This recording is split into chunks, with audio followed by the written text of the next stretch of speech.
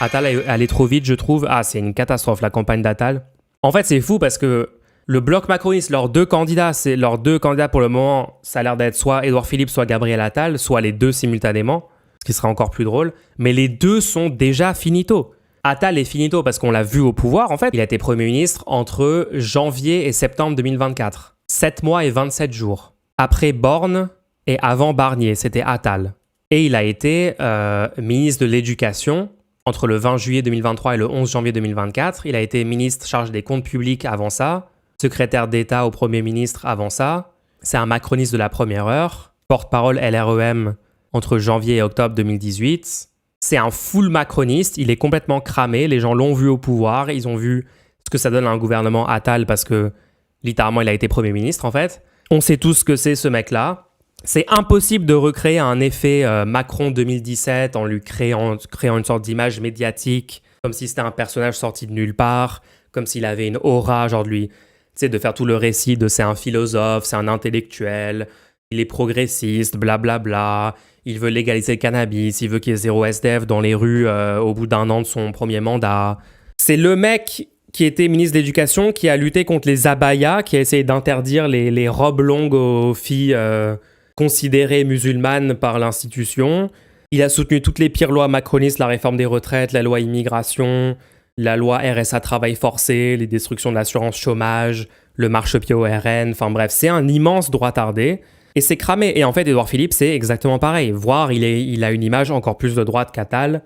Il peut encore moins se prétendre progressiste sur quoi que ce soit de façon crédible que Attal. Et en plus, comme BPT a trouvé un extrait incroyable où il dit ouvertement qu'il s'en fout des gilets jaunes et qu'il voulait passer en force et il pensait que ça allait passer parce que, en fait, il continue d'aller plus loin et ça passe. Et après, on passe cette réforme horrible là et ça passe. Et là, il y a les gilets jaunes et en fait, ça passe. Enfin, cet extrait-là, tout le monde l'a vu maintenant. En fait, BPT a juste finito la carrière d'Édouard Philippe en trouvant cet extrait il y a 4 ans. Et maintenant, dès que les gens parlent d'Édouard Philippe, il y a cet extrait-là qui est reposté, qui refait 400 000 vues. Et personne veut voter pour ce mec. Donc, si c'est Attal, si c'est Philippe, moi je dis aucun de ces deux-là n'a de chance d'être au second tour. Et s'ils y vont ensemble, c'est encore plus drôle, ça réduit encore plus leur chance parce que ça fait effet spoiler entre les deux, ça divise les voix. Non, quand je vous dis que ça s'annonce bien pour 2027, c'est pas des blagues, hein, les gens. Franchement, là, il y a vraiment la droite et l'extrême droite font tous les pires moves imaginables et la gauche de rupture fait tous les meilleurs moves imaginables. Et c'est en train de marcher de plus en plus de mois en mois. Donc bon. En vrai, si Macron avait un minimum d'intelligence, il aurait nommé Attal après les européennes au lieu de dissoudre l'Assemblée. Moi, je continue de penser que la seule raison explicable pour la dissolution de 2024, c'était littéralement de mettre Bardella Premier ministre. Hein, que c'était un objectif de Macron. D'ailleurs, ça a été admis à demi-mot par des proches du président. Ça a fuité dans la presse et tout. On avait regardé il y a quelques mois, je ne sais pas si vous vous souvenez de ça. Oui, attends, il a nommé Attal avant les européennes. Oui, attends, les européennes. Attal était Premier ministre entre... jusqu'à Bayrou. Attends, pardon, pas Bayrou, le mec d'avant. Barnier. C'est tellement un shit show, le macronisme, qu'on se souvient même plus des détails, des trucs et tout. Attends, Premier ministre entre janvier et septembre 2024. Oui, donc pendant toute la séquence de dissolution, c'était Attal le Premier ministre. Et oui, pour vous dire vite fait, en gros, Attal, il est passé sur Brut pour essayer de faire la même chose que Mélenchon. Il copie tous Mélenchon parce que tout le monde voit que c'est en train d'exploser la campagne de Mélenchon et que ça marche super bien. Du coup, concrètement, il est allé faire la même chose et ça a été un flop titanesque. Genre, c'est même pas marrant. J'ai jamais vu un truc pareil. Jean-Luc Mélenchon répond aux questions de Rémi Buzine, 265 000 vues sur le stream sur Brut. Attal fait la même chose, 20 000 vues. Moins de 1/10 des vues de Mélenchon. Tout le monde s'en branle de Gabriel Attal et de sa campagne présidentielle. Littéralement, tout le monde s'en fout. Et j'ai vu des clips de ça et c'est un désastre en plus ce qu'il dit dessus, hein, mais tout le monde s'en fout. Il l'a posté sur sa chaîne perso de 10 000 abonnés, hein, c'est genre 2 000 abonnés de plus que moi. Alors que le mec a été Premier ministre de la France et dans un mouvement politique qui est au pouvoir depuis 10 ans maintenant et candidat à la présidentielle. Le mec a à peu près le même nombre d'abonnés que moi sur YouTube, d'accord, c'est tout à fait normal.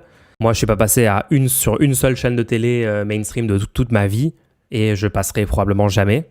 Mais sur Internet, j'ai des segments, les gens, il y a des segments récemment qui ont fait 27 000 vues sur ma chaîne. Donc voilà, lui, il fait 11 000 vues. La vidéo, il passe sur Brut. Sur la chaîne de Brut, ça fait 20 000 vues. Sur sa chaîne perso, ça fait que 11 000 vues. Est-ce que vous comprenez le niveau de flop sur lequel on est là ? Regardez une vidéo de moi, petit streamer inconnu, sur Twitch et sur YouTube. Je poste sur YouTube juste un passage de mon stream. Voilà, celui-là, il a fait 18 000 vues. Celui-là, là, cote de popularité de Mélenchon, les médias vous mentent, 27 000 vues. Gabriel Attal, son interview fleuve sur un média gigantesque, brut, qui a 2,8 millions d'abonnés. Hein. Moi, j'en ai 8 000. Voilà, cette interview-là, 20 000 vues. Et 11 000 vues sur sa chaîne. Incroyable. Il vient de la créer, non? Non, les gens, sa chaîne est là. Ah non, attends, 2024? Ah ouais, merde. Ah, ils sont tellement en retard sur leur gestion des réseaux sociaux. Ça fait quand même 2 ans qu'elle existe, quoi. Enfin bref.